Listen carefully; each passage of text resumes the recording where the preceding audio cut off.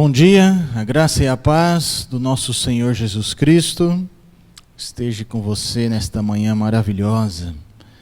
Vamos ler o Salmo de número 90, versículo 1 e versículo 2, que diz: Senhor, Tu tens sido o nosso refúgio de geração em geração.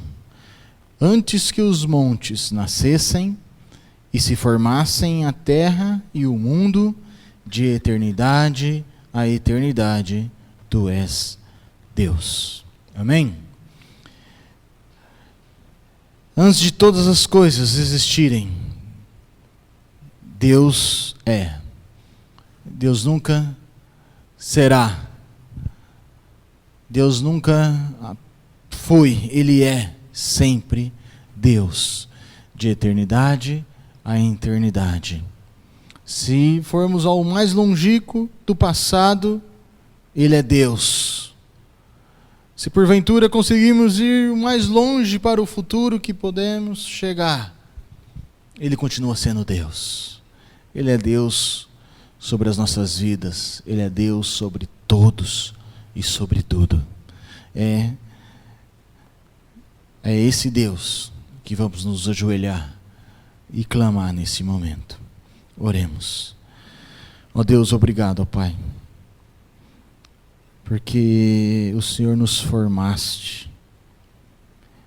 Além de nos formar, o Senhor já nos conhecia. O Senhor nos trouxe à existência, ó Pai, para a honra, para o Teu louvor, para a Tua glória. Por isso estamos, ó Pai, aos Seus pés, primeiro para render louvores, para Te engrandecer, para Te exaltar, depois para agradecer o que Tu tens feito nas nossas vidas, pelo que Tu és nas nossas vidas.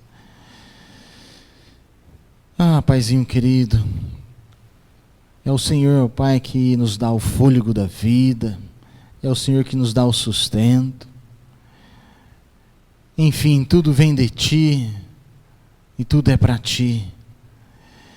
Nesse dia, ó Pai maravilhoso, que o Senhor mais uma vez enche o nosso coração da Tua palavra, da Tua paz, do Teu amor. Que as famílias, ó Pai, que estão em casa, possam sentir também a Sua doce presença. Que o Teu Santo Espírito possa convencer, converter famílias inteiras aqui nessa cidade, ó Pai. Somente o Teu Espírito tem essa capacidade de convencer e converter homens e mulheres e trazê-los, ó Pai, para confessar com a boca e crer com o coração na Tua igreja. Em nome do Senhor Jesus, que nós oramos e agradecemos. Amém. Nesse momento, então, vamos ouvir um louvor, alguns louvores com a nossa equipe de louvor. Logo após os louvores, teremos o privilégio, mais uma vez, de sermos ensinados pelo nosso amado e querido irmão Cícero. Amém?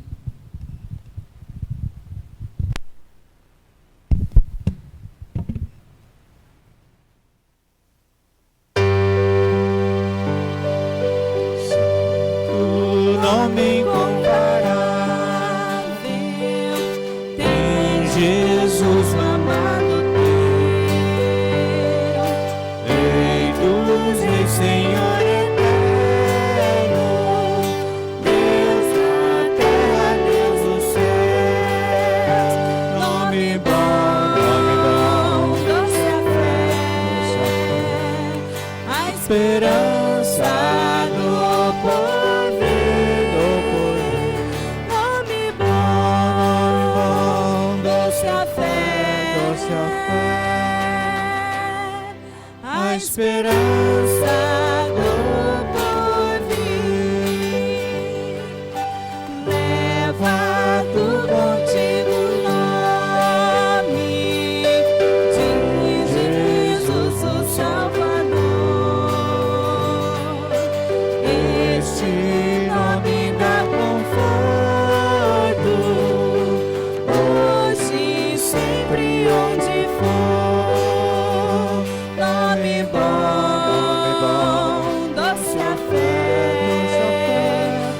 esperança do porvir, nome bom, doce a fé,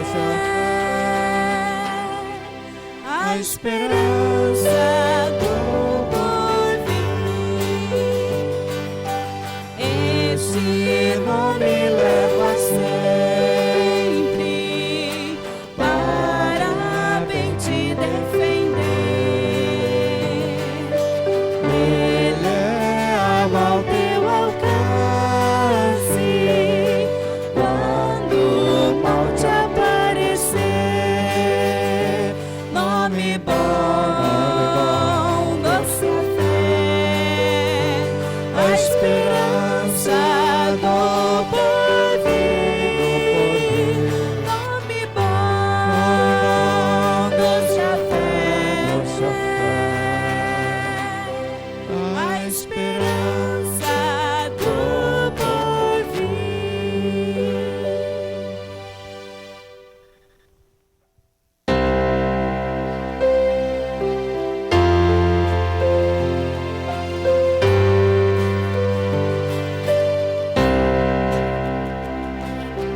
Quão bondoso amigo é Cristo, revelou-nos seu amor, e nos diz que lhe entreguemos os cuidados sem temor. Falta o coração dorido, plena paz, consolação. É porque nós não levamos tudo a Ele em oração. Andas triste e carregado de pesares e de dor. A Jesus eterno abrigo, vai com fé teu mal expor. Teus amigos te desprezam, conta-lhes em oração, e o seu consolo eterno tu terás no coração. Cristo é o verdadeiro amigo, disso prova nos mostrou, quando para resgatar-nos Ele humilde se encarnou, derramou precioso sangue para nos purificar, paz em vida e no futuro já podemos alcançar.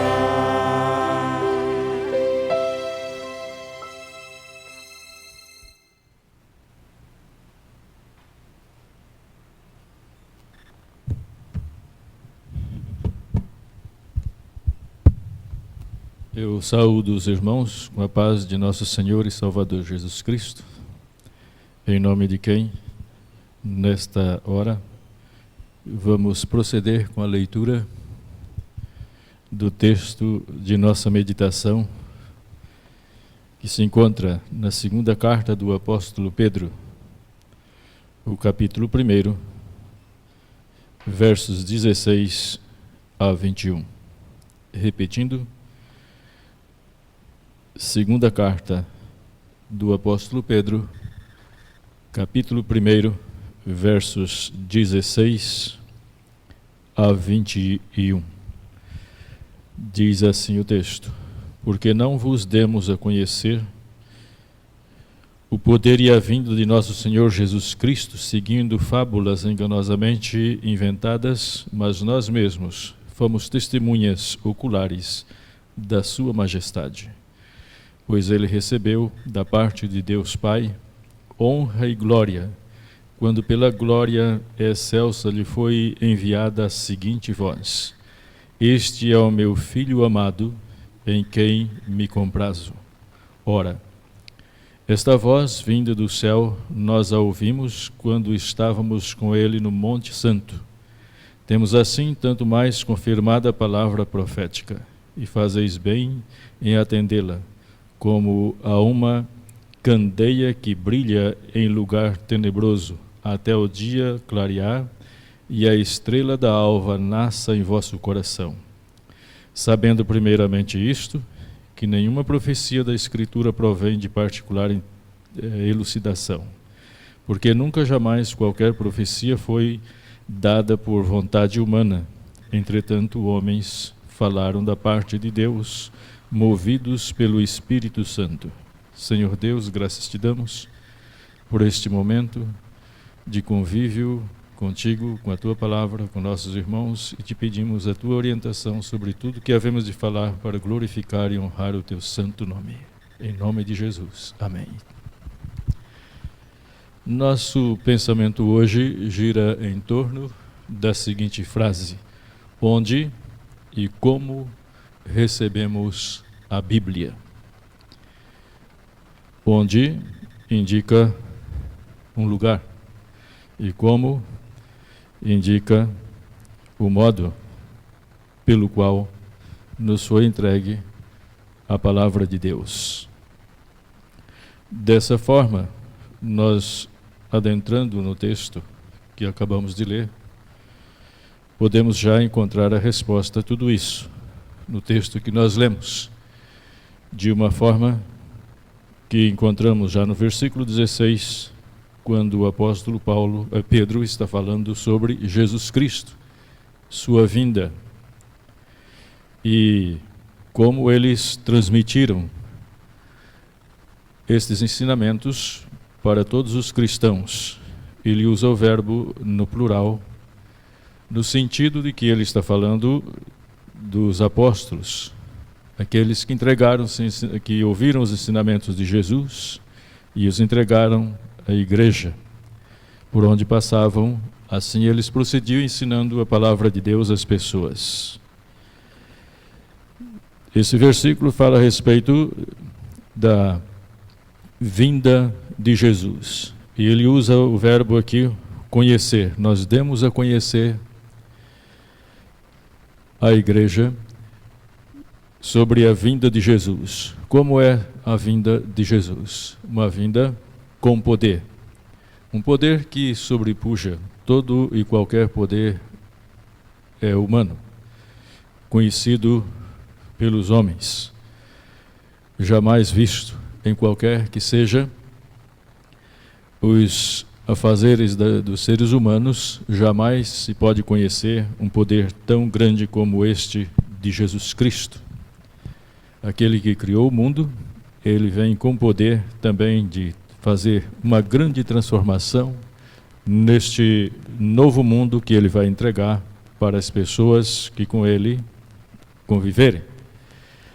De modo que nós vamos encontrar aqui a respeito de Jesus Cristo quando vier, porque nós conhecemos e muitas vezes é comemorada a vinda de Cristo no sentido da primeira vinda, no sentido de humilhação.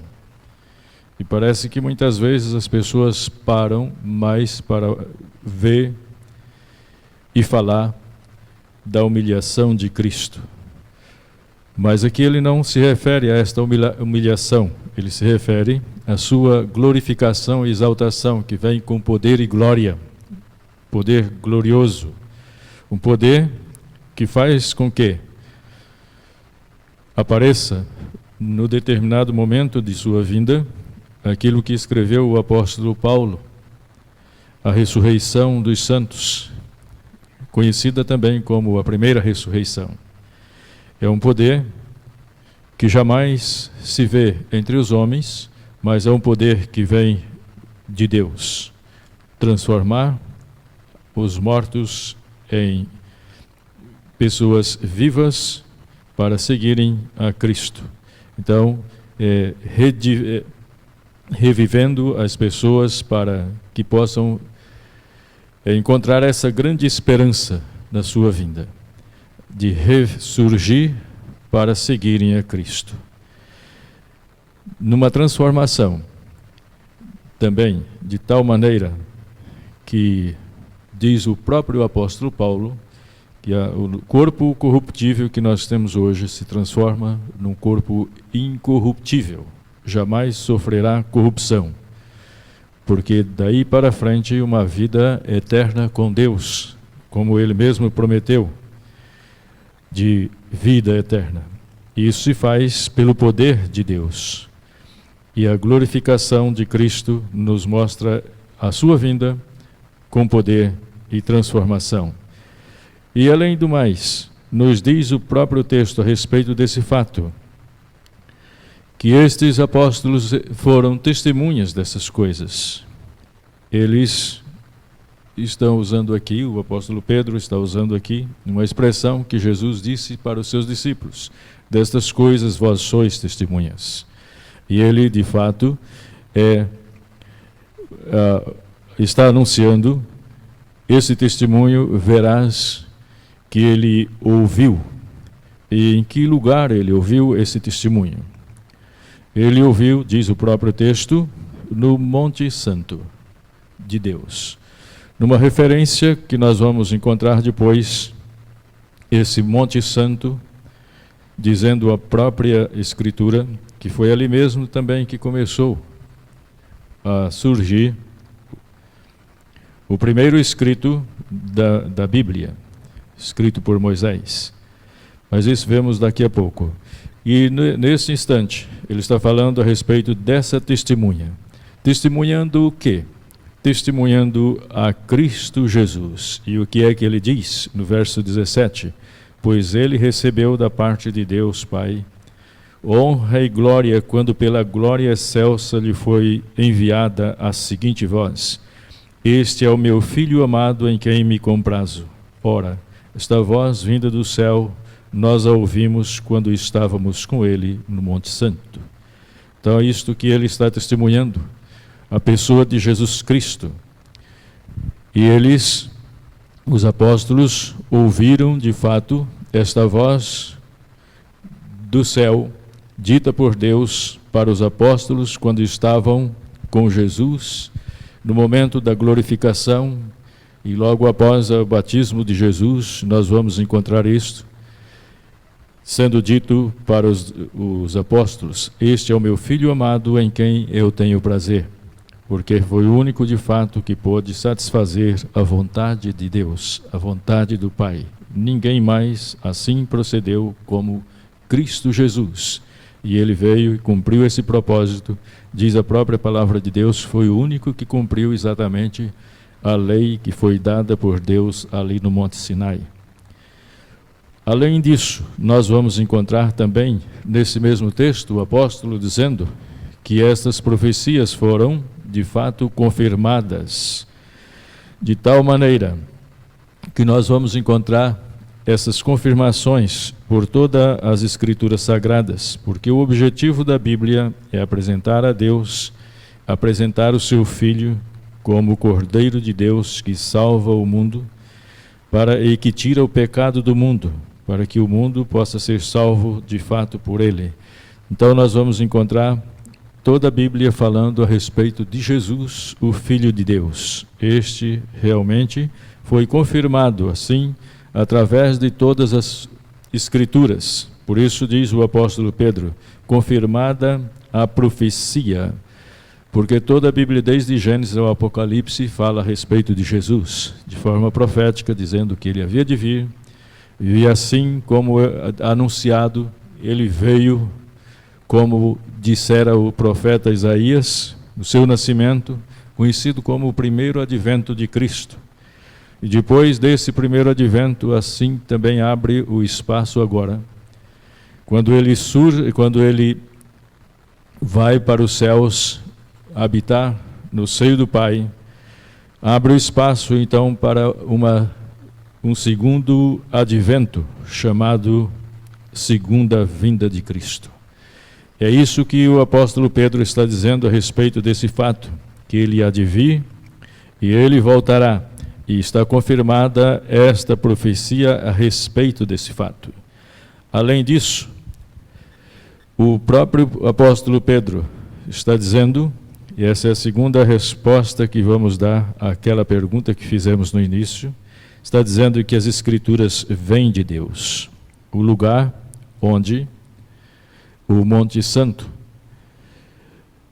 e o autor da Bíblia é Deus. Então a Bíblia é a palavra de Deus. A Bíblia é o livro de Deus, por excelência. De modo que aqui nós podemos abrir espaço para para algumas perguntas. Quem idealizou a Bíblia?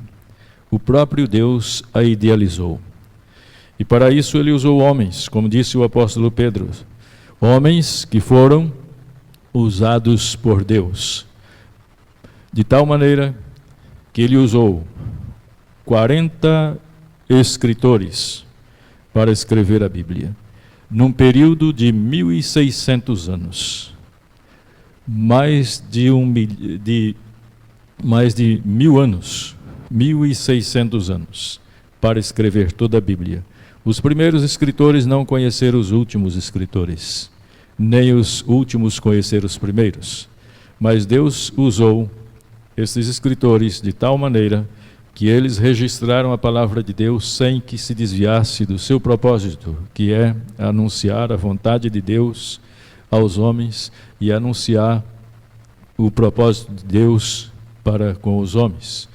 De tal maneira que o que Deus quis que fosse registrado foi de fato registrado. E não se desviou de modo algum desse propósito de Deus.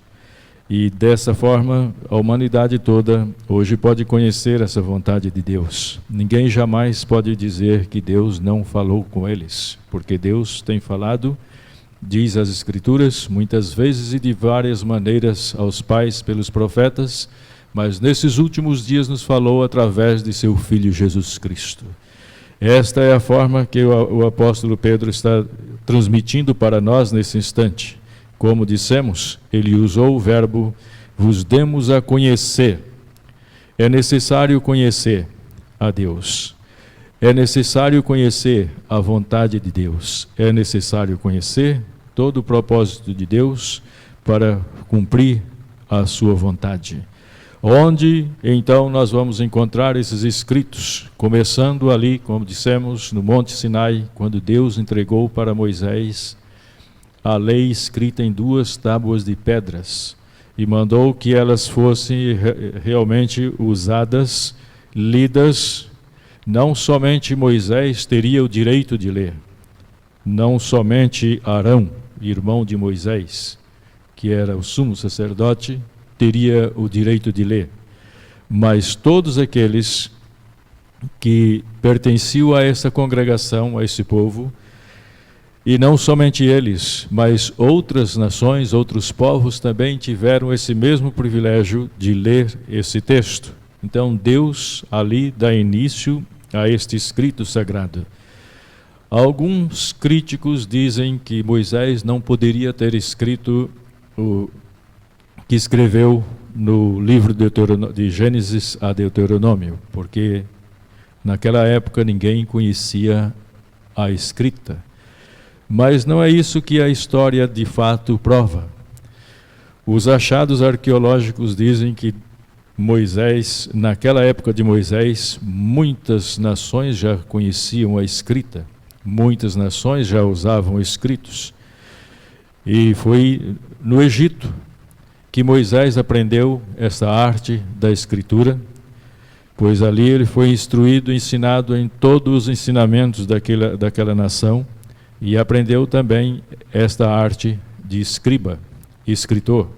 Israel usou muitos desses escribas que utilizaram o seu trabalho para registrar muitos e variados escritos que nós conhecemos hoje nas Escrituras Sagradas. Então ali no Monte Sinai começou, e depois Nesse momento nós vamos encontrar, como assim atestam alguns comentários, que foi Moisés o escritor dos 5 primeiros livros da Bíblia.